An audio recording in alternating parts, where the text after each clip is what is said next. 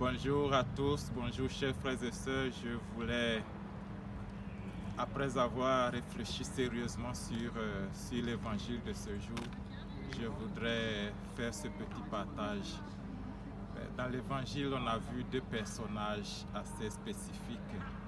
Le personnage de Lazare et le riche. Lazare a toujours vécu dans la pauvreté. Il aurait bien voulu se nourrir des miettes qui tombaient de la table du riche, mais il n'en a pas eu la possibilité. Et le riche a vécu dans la richesse, dans l'abondance, et tous les deux sont morts. Ils sont morts et Lazare est arrivé au ciel, au paradis, et le riche est arrivé en enfer.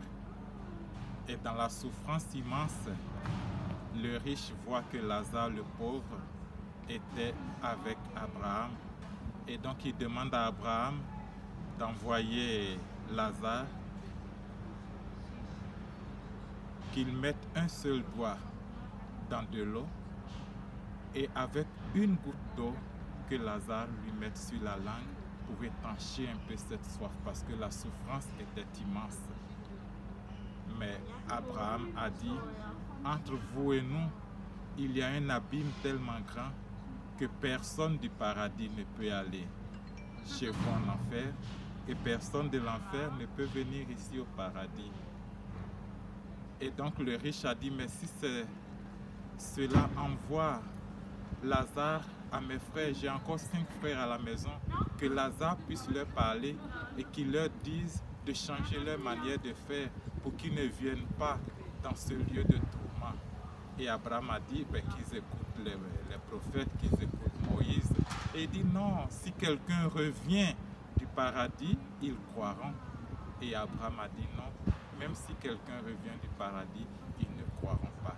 Qu'ils écoutent ce qu'ils ont déjà. Vous voyez, c'est une page assez spéciale qui m'a poussé à faire cette petite réflexion. Vous voyez cet abîme dont parle Abraham dans l'évangile. C'est un abîme qui n'est pas un hasard. Si dans notre vie sur cette terre, on a créé un abîme entre les pauvres et nous, entre les nécessiteux et nous, entre les autres et nous, ce même abîme-là, nous le retrouvons après la mort. Et donc cet abîme dont parle Jésus, dont parle Abraham dans cet évangile, ce n'est rien d'autre que l'abîme qui existait sur cette terre. Comment est ma relation avec les autres? Quel est mon rapport avec les pauvres, avec les nécessiteux? Y a-t-il un abîme entre eux et moi? Y a-t-il un mur entre eux et moi? Ou bien je suis quelqu'un qui a construit un pont pour faire une alliance, pour créer une relation avec les nécessiteux, avec ceux qui ont besoin de moi? Si sur cette terre je construis un pont entre les autres et moi, alors ce pont-là, je vais le retrouver après ma mort. Construire un pont de relation, d'aide, d'entraide sur cette terre, c'est notre ticket pour aller au paradis. Il n'y a pas de hasard. Et donc cet abîme-là, ce fossé grand qui existe entre Lazare et le riche, c'est un fossé qui existait déjà sur cette terre. Et donc, chers frères et sœurs, je vous invite à supprimer les abîmes de relations, à supprimer les murs de relations, à construire des ponts de relations. Et ce sont ces ponts-là. Dieu va tenir compte de ces ponts quand nous allons finir notre pèlerinage sur cette terre.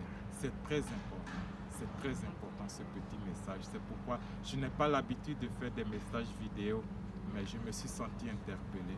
Parce que quand on parle de murs, croyez-moi, je ne suis pas en train de critiquer Donald Trump qui veut construire un mur entre le Mexique et les États-Unis. Je suis en train de parler de ma propre personne.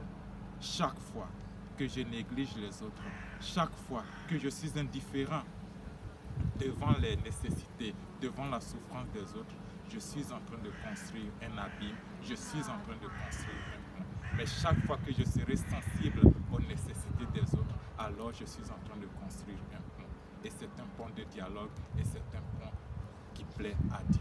Et donc c'est une invitation, chers frères et sœurs, à revoir nos relations avec les autres, à être sensibles aux nécessités des autres. Vous voyez, le riche opulent a dit, j'ai 5 frères qui sont à la maison. Mais croyez-moi, dans ce monde d'aujourd'hui, les frères du riche opulent, ils ne sont plus seulement 5. Ce sont des millions de personnes.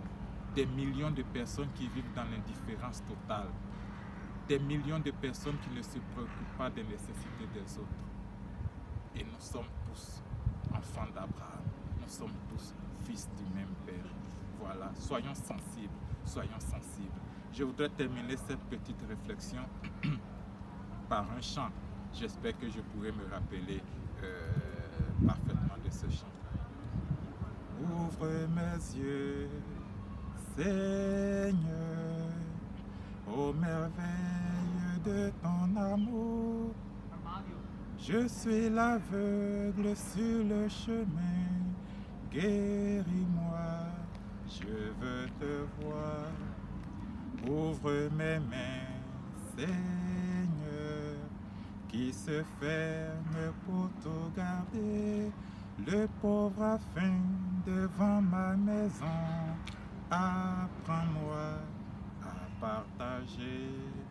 Que le Saint-Esprit nous aide à ouvrir les yeux sur les nécessités des autres, à ouvrir nos mains pour partager le peu que nous avons.